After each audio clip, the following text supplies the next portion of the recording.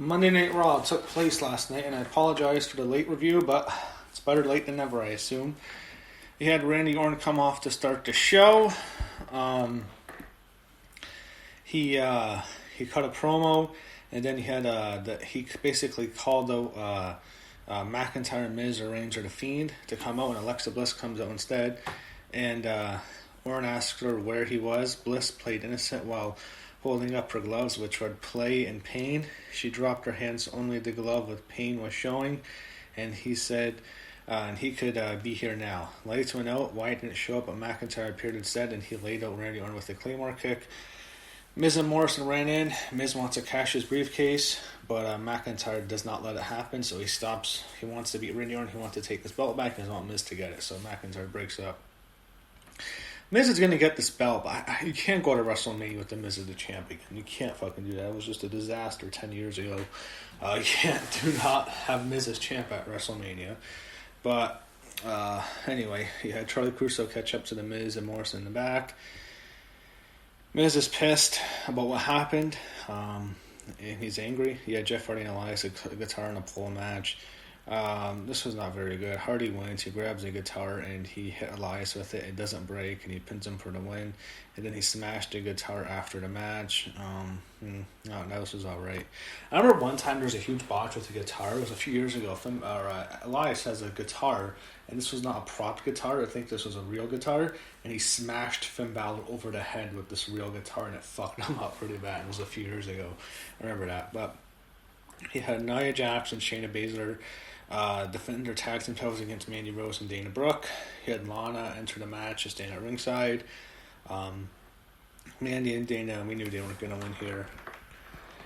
Jax and Baszler were pissed off at Lana during the match. Shayna gets the Kurafira clutch on Dana Brooke, and they get the win here, so they retain their belts. He had Randy Orton interviewed by Charlie Caruso. He says he wants to take someone out with an RKO. McIntyre. Yeah, Bobby Lashley defeat R-Truth non-title match. It was basically just a squash, and then Lashley beats down R-Truth and R-Truth. That causes R-Truth to lose his belt. And you have Drew Gulak as your new 24/7 champ. This was just a disaster, a horrible segment. Sarah Screever backstage interviews Nia Jax and Lana. Nia is so mad about Lana, and it's just awful. Nia Jax is the worst. AJ Styles promo, this is kind of boring. I don't know, how many times have I seen this guy feud with like Kevin Owens and all these same guys? I don't know. When he came in, it was exciting, but now it's just he faces like the same guys the last few years.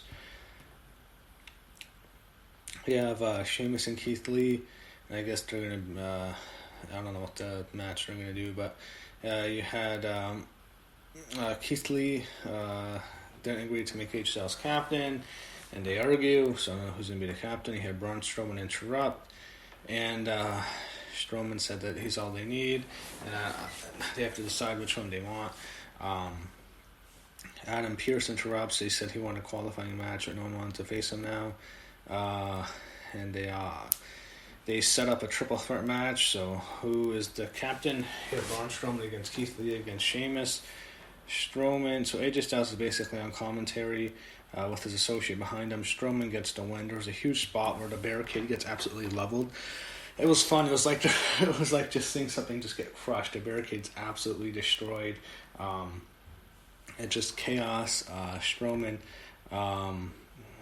he's able to get the win here. You have Braun Strowman go over.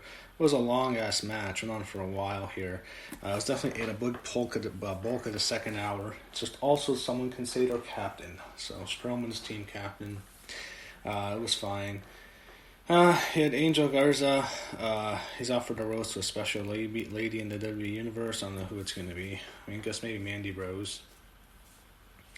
There, a clip of Jimmy Fallon, Undertaker, Tombstone, the Scarecrow. I didn't even know Undertaker was on. I'm sorry. Caruso interviews McIntyre. You want to see Miz and Morrison tonight.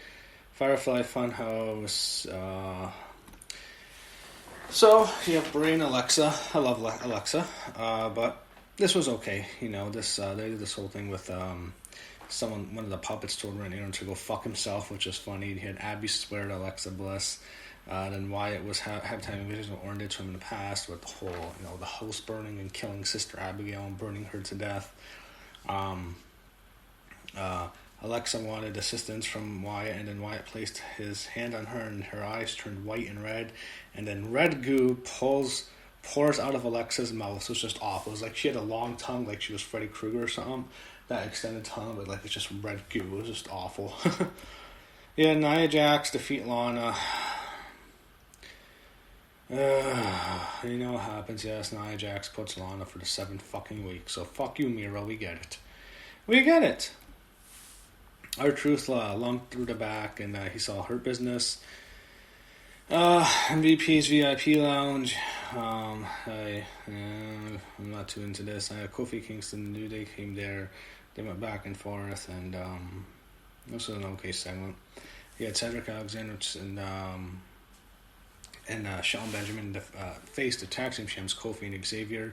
The New Day non-title match. The heels go over Shelton and Cedric. No surprise there. I guess it sets up a major tag team title match later where the New Day will probably retain their belt anyway. So if it's like a tune-up match, I don't mind it, but Shelton and Cedric get the win. Nikki Cross found Alexa Bliss in the back. Bliss kept her back, turned as Nikki Cross tries to plead with her.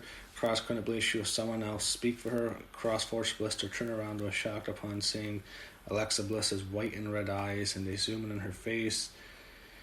I like Alexa a lot, but I don't know. I like the whole thing of her being... there's part of me that likes the old Alexa Bliss. Like, I kind of even like the Alexa Bliss in NXT when she was that cute, like, Disney princess, but Alexa's very good. She's doing a good role in this. She works hard in it.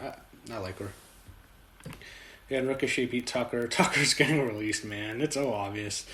Once they split from Otis, I knew once this guy split from Otis, he is done. And Otis might be done too, for all we know, but Tucker's going to be released and within next year. Probably after they do WrestleMania post-firing again, he will be on that list. I can guarantee you he's getting fired.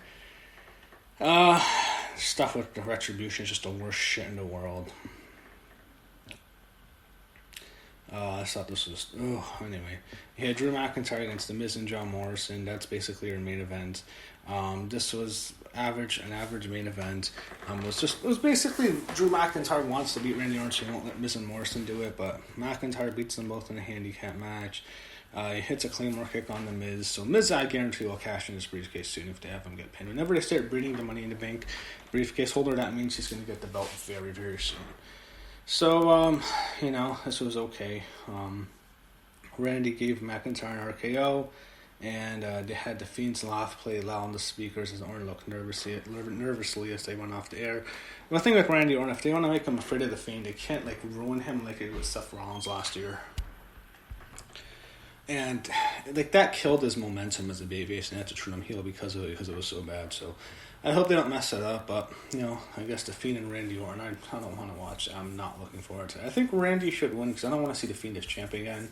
I don't know what's going to happen at Mania. I think Randy should go to Mania as champ. I don't know who he'd face. Oh, maybe it's Edge. I'm not sure I want to see that again, but I think he definitely needs to go to Mania as champ.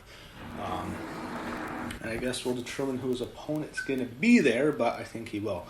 So, I thought the show was very average tonight. Just a show you must fall asleep watching. Felt like a throwaway show. It's built to the Survivor Series, and they really haven't done a great job building it up, to be quite honest.